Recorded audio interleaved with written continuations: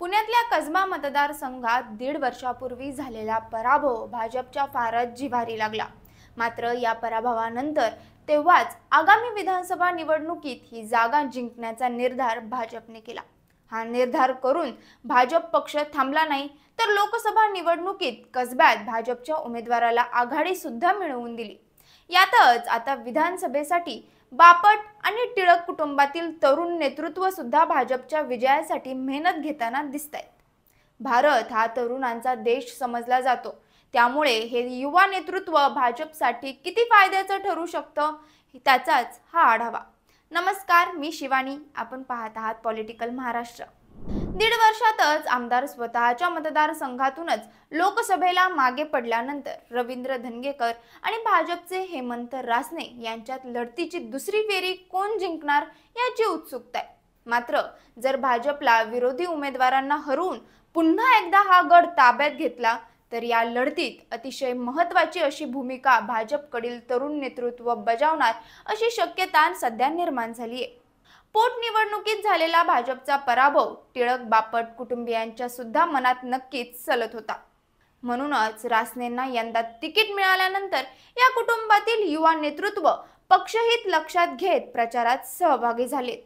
गेल्या वेळी टिळक कुटुंब काहीसं नाराज असल्याच्या चर्चा होत्या, मात्र आता यावेळी या कुटुंबातील तरुण नेतृत्व सर्व नाराजी विसरून पक्षशिस्त पाळत भाजपच्या विजयासाठी मोठी मेहनत घेत आहेत।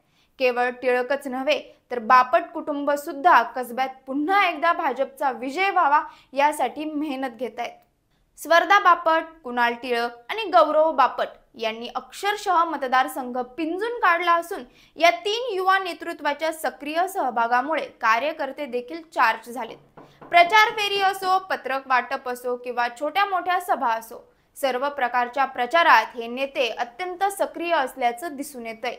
हे सर्वजण विधानसभा निवडणुकीत मोठ्या लीडने विजय मिळवण्यासाठी प्रयत्न करतायत। या तरुण नेतृत्वामुळे आता तरुणाई देखील मोठ्या प्रमाणात भाजपकडे वळतीये असं दिसतंय। गणेश मंडळांचे तरुण कार्यकर्ते सुद्धा भाजपला पाठिंबा देऊ लागलेत।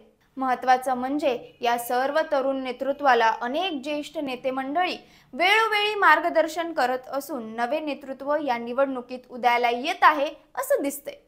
आता या तरुण तगड्या नेतृत्वाच्या प्रयत्नांना किती यश मिळतं हे निवडणूक निकाल आल्यावर स्पष्ट होईलच। यावर तुम्हाला काय वाटतं हे आम्हाला कमेंट करून नक्की सांगा आणि असेच व्हिडिओ पाहण्यासाठी पॉलिटिकल महाराष्ट्र या पेजला लाईक करा, फॉलो करा। धन्यवाद।